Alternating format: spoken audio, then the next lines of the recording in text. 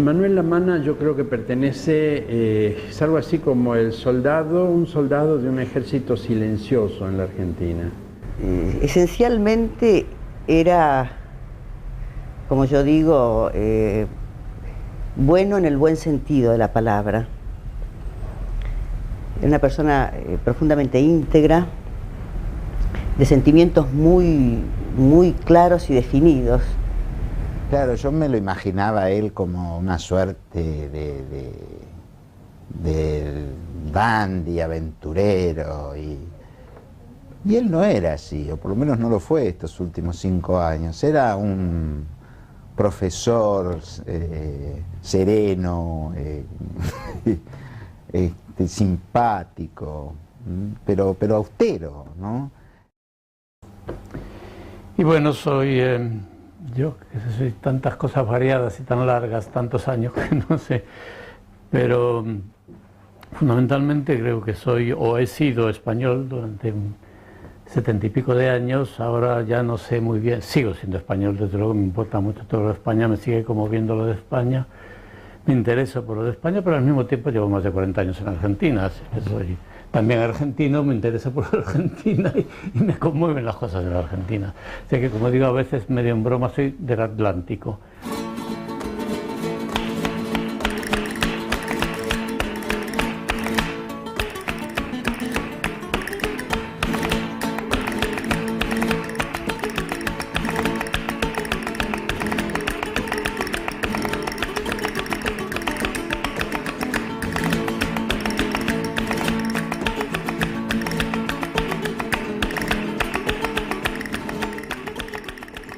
Que es la fuga famosa. No, creo que vas a parar ahí. Bueno. Bueno, sí, estoy un poco cansado. En realidad no lo cuento tanto porque no me gusta contarlo, pero hoy lo voy a contar, está bien. Lo voy a contar un poquito.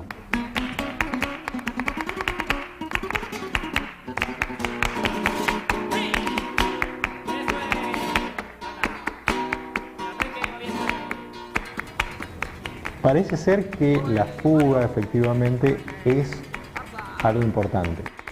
La historia de mi padre parecía una aventura cuando nos la contaban de chicos, porque era una historia un poco fantástica en la cual había secretos. O sea, papá nos contaba la historia de su huida del Valle de los Caídos cuando todavía estaba Franco en España, y entonces no se podía contar toda la historia. Contaba gran parte, pero había secretos para no dañar a la gente que todavía vivía en España y que le había ayudado en la huida, y entonces era un poco misterioso, un poco una historia fantástica que yo contaba a mis amigos y que le daba así un aura un poco especial. Cuando, bueno, uno se mete en clandestinidad, como decíamos allí, duramos más o menos 2 años, lo demás es propina. Bueno, nuestra propina estaba ya excedida cuando nos detuvieron y caímos 14 en aquella, casi todos miembros del Comité Nacional de la Fuga, ¿no? Alguno de los Comité Nacional se escapó, se salvó por suerte, pero... Y bueno, pasamos por la muy docta Alcalá de Henares, pero en la cárcel, no la universidad. Y de ahí nos trasladaron a Madrid para juzgarnos en Madrid. Pasé por Carabanchel, la prisión que todavía sigue existiendo. Y una vez condenados y ratificada la condena, nos mandaron a campos de trabajo. Y a mí me tocó, como campo a mí, a Sánchez Albornoz y a Ignacio Faure, 3 compañeros, nos mandaron al Valle de los Caídos, conocido también por Cuelgamuros, que es donde se estaba construyendo la tumba de Franco y de José Antonio Primo de Rivera. Pero estaba prohibido que nos comunicáramos para que no nos proporcionáramos información sobre los interrogatorios y lo que cual había declarado, ¿no?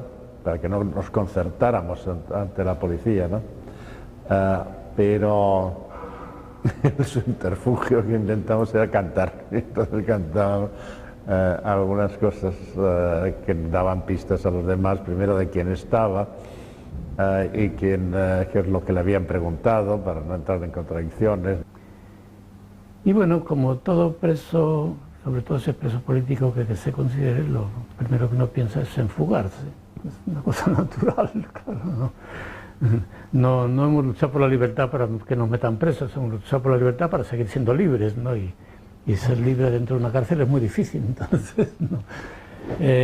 Y además se presentó una situación que había un congreso internacional de estudiantes en París, y de París los compañeros del exilio pidieron a los del interior que fuera una representación del interior a ese congreso, y bueno, los del interior consideraron que ellos tenían mucho que hacer y que los que estábamos presos no teníamos nada que hacer, que era mejor sacar a algún preso y mandarlo para Francia.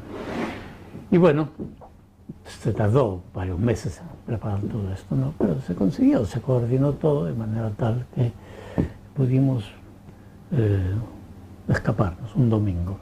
Y es a través de Manolo y de la novia de Manolo, Aurora, que establecemos el contacto con los compañeros de París, y decimos, bueno, estamos dispuestos a irnos, pero claro, tenéis que echarnos una mano.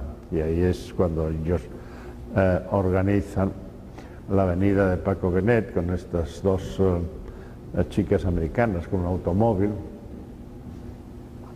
y nos comunican a través de Aurora, y con esos códigos un poco infantiles, pero en fin, que son eficaces, de que, bueno, que estaban ahí, que nos iban a esperar en el Escorial a las 10 de la mañana del domingo, y que ahí, hasta ahí teníamos que llegar nosotros, ¿no?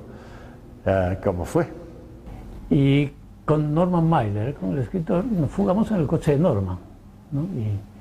Y el coche conducido además por la hermana de Norman y por Barbara Probst, que fue corresponsal de Estados Unidos. Bueno, ha publicado varias novelas, fue periodista y sigue siendo por las cosas españolas del New York Times, creo que no estoy seguro de qué.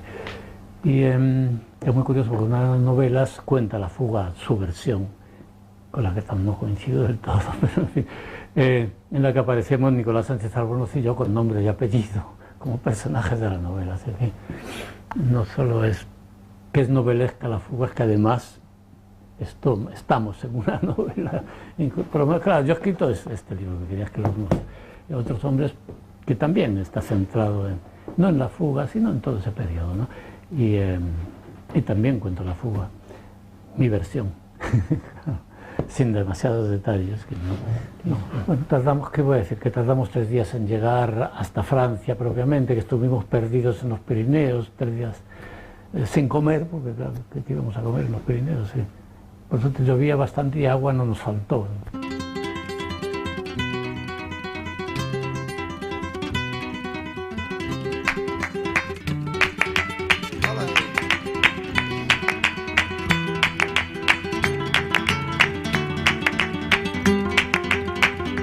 Además soy docente, es lo que iba a decir. En la parte profesional, bueno, soy docente, no desde que nací, era muy chiquitito,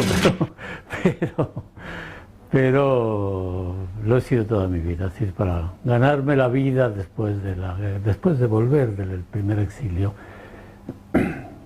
Fui celador en mi colegio, mi docencia empezó con eso, ¿no? Celador en el colegio, daba clases particulares, me ganaba la vida como podía, cosa que me interrumpieron cuando me metieron preso, y seguí con la docencia porque en la cárcel daba clase a otros presos, de lo que yo sabía, que no sabía mucho por aquel tiempo todavía, pero por lo menos sabía francés y enseñaba francés. Eso es algo que he seguido también toda la vida, ¿no? Bueno, él era un intelectual realmente erudito, sutil, no solo este conocimiento profundo que tenía de los contemporáneos, sino que creo que él admiraba al clasicismo francés, y era realmente maravilloso escucharlo hablar de Racine, de La Fontaine, que esos eran sus grandes amores del siglo XVII. Yo lo conocí como docente a él en el foro psicoanalítico, que hacíamos reuniones y tuvimos oportunidad allí de conocernos sobre el escenario. Antes no. Sí, lo conocía en el atletismo de la docencia, y yo tengo que explicar qué es el atletismo de la docencia. Él vivía en la calle Junín, yo ya hablo de los años 60, creo, por ahí, 60 y pico. Y yo estaba en una esquina, en un bar, en la calle Junín y Charcas, tomando un café, no sé, esperando a qué cosa, y de pronto veo que pasa rápido, ¿no?, Manuel, por la vereda, no alcanzo a detenerlo, sigue. Pero al ratito veo que pasa otra vez, ¿no? Y yo dije, esto es algo curioso, voy a esperar a ver si pasa, y pasó otra vez. Entonces yo salí y lo corrí. Él estaba estudiando, ¿no?, y estaba enseñando a la vez, porque él enseñaba estudiando, y tenía sus alumnos, pero de las 8 de la mañana hasta las 12 de la noche, porque él necesitaba ese dinero para vivir, porque él siempre fue un pobre, un rico pobre. Trabajaba muchísimo, y él tenía que caminar un poco entre curso y curso, no podía estar todo el día sentado, y daba vueltas a la manzana. Su docencia fue terriblemente importante. Constantemente estoy encontrándome gente que me dice, no me digas que sos la hija de Manolo Lamana, y lo recuerdan todos, pero todos, como un profesor excepcional y como un profesor de mucho peso y de mucha referencia en sus vidas. Él me dio realmente algunas indicaciones preciosas sobre una figura que él conocía a fondo, que era la de Camus. Y mientras yo preparaba un programa especial sobre las revoluciones de la época moderna, él me dijo, y yo lo hice, él me aconsejó y yo lo hice, y mis alumnos tendrían que estar agradecidos, que incluyera como lectura El hombre rebelde de Camus. Y él me dio toda una serie de claves para entender no solo ese texto, sino otro previo, bastante misterioso, que es el mito de Sísifo. Así que siempre era una maravilla tenerlo acá. Era como un bálsamo en medio de toda la burocracia y la politiquería universitaria, que apareciera Manolo. Un docente creo que tiene que tener varias características. Tiene que tener una buena resistencia física, por un lado. Es una cuestión que mucho no se considera, pero creo que es bastante importante. Y mucha paciencia, por lo tanto, también. Hay que saber cosas, pero hay que saber dónde buscar las cosas. Y luego hay que saber transmitirlas. Creo que son una serie de cosas juntas. Es decir, poder dialogar. Yo creo que en mis clases, en la facultad en particular, ahora que desde que he vuelto a la facultad en los últimos años lo que hago seminarios, es el diálogo continuo. Si no hay diálogo, no hay docencia real. En eso sería socrático, salvo que no camino por las calles como Sócrates, estoy en el aula, pero charlo y hablamos, y me dan ideas los alumnos. Como digo, cada vez que yo voy a clase, vuelvo sabiendo algo más.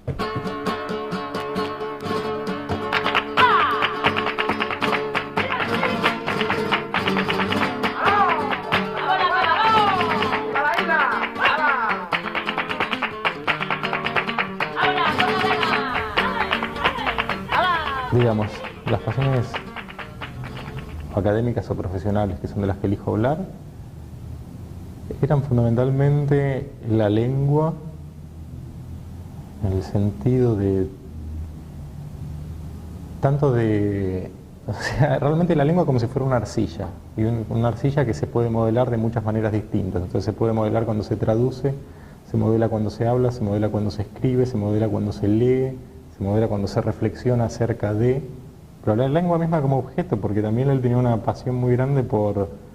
Yo me acuerdo cuando era chico, yo tenía 6 millones de faltas de ortografía, y él me insistía en que en realidad la ortografía era algo totalmente lógico, que no había ningún problema en las faltas de ortografía, sino que cada palabra tenía una razón de ser y que lo que iba a hacer era sencillamente saber etimología, y con la etimología se solucionaba todo.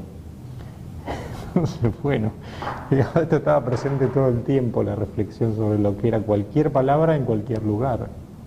Yo diría que fueran a ver sus trabajos de traducción.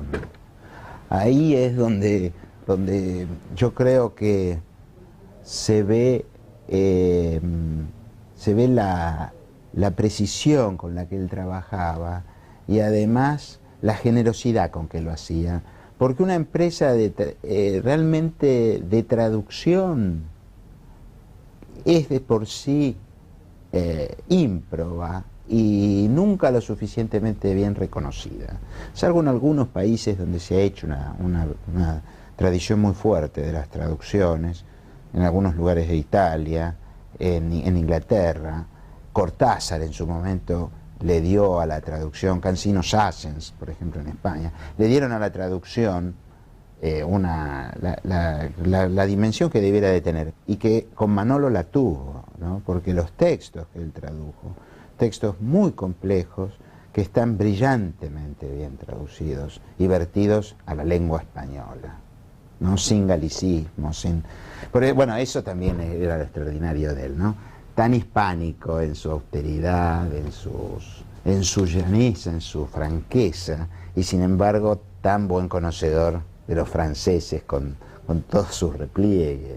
Y yo creo que dejó una marca de interés, de cierto tipo de intereses, que de no haber estado él por ahí no se hubiera producido. En el sentido, por ejemplo, de su relación con la literatura francesa, que fue muy importante porque en el momento en que él llegó y antes de entrar a la facultad, antes de ingresar a la facultad, la literatura francesa era aquí una especie de reducto de una pobreza infinita, ¿no? Yo la cursé como estudiante, me interesó a mí personalmente porque era un lector voraz y quería saber de todas las literaturas, pero lo que era la enseñanza propiamente dicha, la cátedra propiamente dicha, era de una pobreza radical, ¿no?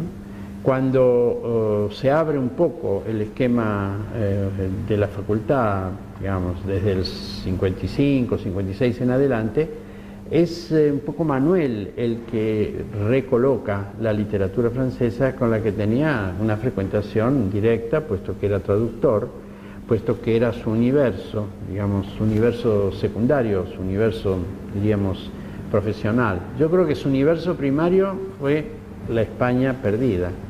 Ese fue su universo primario. Y su universo secundario fue la cultura francesa, la literatura francesa, de la que fue un practicante continuo y, digamos, que con mucha generosidad desplegaba ante los estudiantes todas las posibilidades que la literatura francesa en su contemporaneidad presentaba.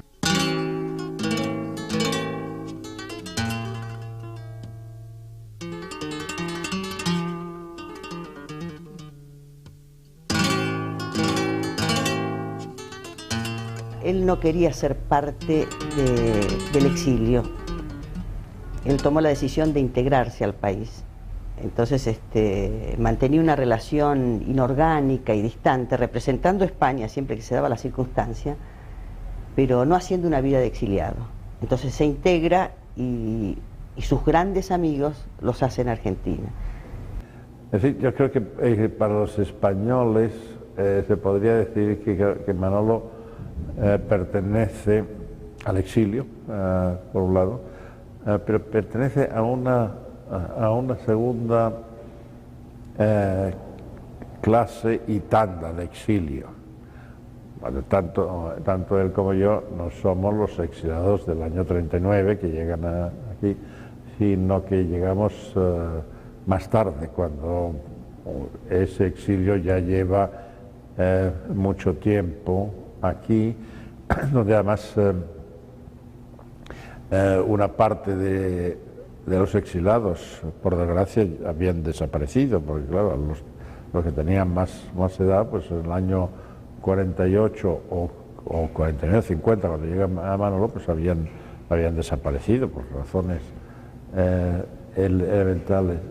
Y también un exilio diferente porque los exilados habían dejado España el año 39 y no habían conocido, quizá para su suerte, el franquismo, mientras que nosotros habíamos salido del franquismo, teníamos una experiencia directa de lo que los españoles estaban pasando en ese momento. Cuando parte de sus hijos se van a España por el exilio en Argentina, él tiene ahí una decisión fuertísima, ¿no? Si se queda acá o se vuelve a España. Bueno, finalmente decide quedarse acá, pero no deja de añorar España, Yo creo que él se reencuentra con España recién al final, con el libro sobre la poesía española durante la guerra, y que creo que ahí saldaba una larga historia.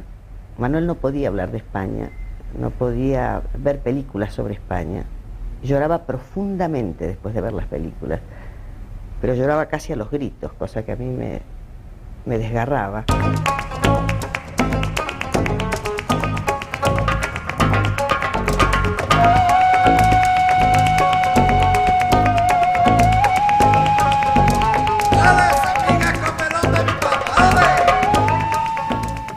Yo no lo veía escribir, ni él me decía nada tampoco al respecto. O sea, muy casualmente de vez en cuando podía llegar a decirme, sí, tengo una idea nueva o estoy trabajando en una cosa nueva. Recién cuando terminó la dictadura de Franco, desgraciadamente vino la nuestra, y cuando terminaron las dos dictaduras, es como que él empezó a ponerse nuevamente en movimiento. Porque yo creo que durante todo ese tiempo él estuvo como refugiado en su casa y en las cosas que él podía hacer humanamente en el ámbito que él le tocaba, porque claro, en España estaba todo mal, después acá estaba todo mal, entonces la sensación de poder crear intelectualmente, porque una cosa es dar clases de francés, que no puede querer mucho a sus alumnos o divertirse ocasionalmente con un grupo, y otra cosa es tener un espacio que esté motivándolo a uno a hacer. Así que yo como escritor no supe nada hasta que él logró volver a España. Entonces ahí se volvieron a imprimir los libros de él en España. Él me comentaba de algún lugar donde él había presentado algún trabajo. Entonces, digamos, después de las dictaduras se empezó a moverse de nuevo todo eso. En cierto momento, él me dice, bueno, yo te voy a traer los libros que tantas veces me pediste. Nunca me lo había querido mostrar. Y me trajo el libro que él tenía escrito sobre este problema, sobre su vida en España, en la época de la guerra, y su huida de España y su campo de concentración. Y además me trajo otro libro, el libro del padre, que es un diario, ¿no? Que es yo diría que aquí había que romper la modestia, Manolo, para agarrar los dos materiales y hacer un extraordinario material. Bueno, ¿qué voy a decir? Pues también está marcada, en mi caso, un poco por la ruptura. Es decir, yo no soy un Balzac apasionado que escribe pase lo que pase. No, yo tengo que estar un poco en paz y tranquilo. Si no, no escribo y voy metiendo por los cajones y van quedando cosas. Pero este primer libro, El Otros Hombres, donde cuento, era una especie de obsesión de tener que decir qué me había pasado en clandestinidad y en la fuga y mi encuentro con el exilio. Y bueno, lo vertí al papel. Lo empecé en Londres, vine a América, a la Argentina, en barco, es la única vez que he hecho ese traslado en barco. Después siempre es muy aburrido viajar en barco, no decir, la gente lo idealiza mucho, pero es un plomazo terrible. Y fui escribiéndolo, y bueno, y poco antes de llegar a Buenos Aires lo tiré por la borda, se lo di a los pececitos. Y lo reescribí totalmente en Buenos Aires, ya con toda la tranquilidad, con todo el encuentro con Buenos Aires, con todo el descubrimiento que iba haciendo Buenos Aires, con todas esas cosas, ¿no?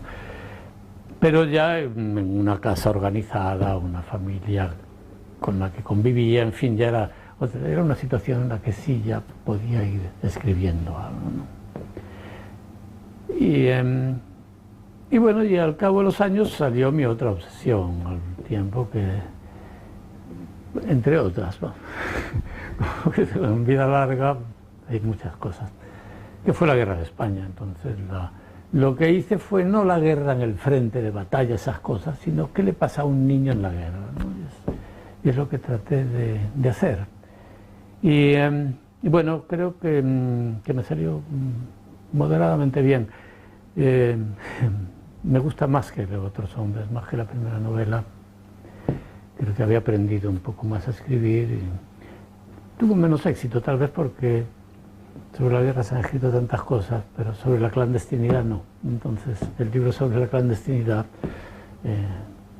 tuvo su repercusión y más de una edición y todo eso. Y luego últimamente, bueno, últimamente no hace ya años, pero ahí está todavía otra de las obsesiones, que es el diálogo a dos voces, que está todavía sin publicar, que fue finalista en el premio Tusquets, me parece que es la editorial, bueno, y que ahí se quedó. No me ocupé luego más de editarlo, ahora tengo ganas. Y que un poco lo que hablo en este diálogo a dos voces, hablo y habla mi padre, es del comienzo del primer exilio, es decir, los campos de concentración de Francia en el 39. Cuando salgo del campo de concentración termina el libro. Está basado en buena medida en el diario que escribió mi padre, que estaba en otro campo de concentración. Desde que nos separamos en el norte de España, cerca de la frontera, en Figueras, al final de la Guerra de España, hasta que volvemos a encontrarnos varios meses después, cerca de Carcassona, en un pueblito donde estuve yo exiliado unos años, ¿no? Su presencia, le agradecería a Manuel su presencia, que era que uno sentía como fuerte, sólida, personal. A mí lo que más me importaba de Manolo era su bondad. Era un hombre bueno. Sintetizar un legado de una vida tan compleja, uno de ellos es el ser consecuente con sus ideas, sin lugar a duda. Otro es la seriedad y el respeto frente al conocimiento. Otro, un legado importante en él, una actitud que tenía en general frente a la vida y al conocimiento, el no cerrar con conclusiones, no llegar a conclusiones cerradas, abrir, desplegar y desplegar el conocimiento, desplegar la participación. Por eso en sus clases él escuchaba muchísimo a los alumnos, pero los escuchaba hasta que terminaban de hablar y quedaba un silencio antes de intervenir él, muy distinto a esto de robarse la palabra al estilo argentino, cosa de que lo que se dijera estuviera pensado y estuviera recibido y pensado también de parte del que lo recibía. Entonces no cerrar, no clausurar. Aparte de que es hermoso como pieza literaria, es como ejemplar en sí, que es la edición facsímil del poema del Cid. Y está ahí, por eso lo digo, como cosa hermosa en todos los sentidos, está.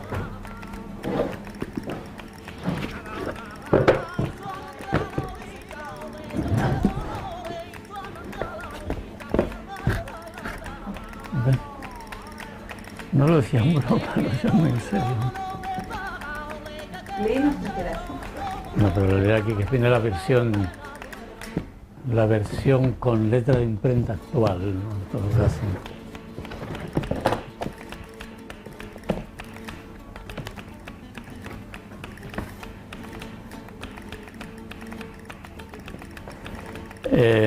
Obviamente es castellano antiguo, no tengo ni que decirlo, ¿no? La edición hecha en castellano moderno está también ahí atrás, pero de una editorial actual, completamente distinta.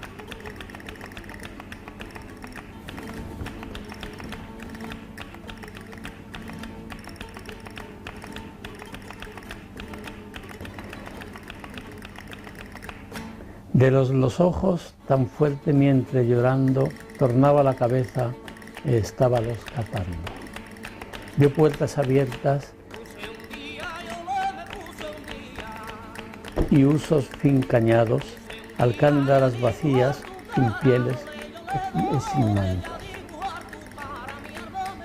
E fin halcones, e sin halcones, e sin actores mudados, sospiro mío Cid, que mucho había grandes cuidados, etcétera.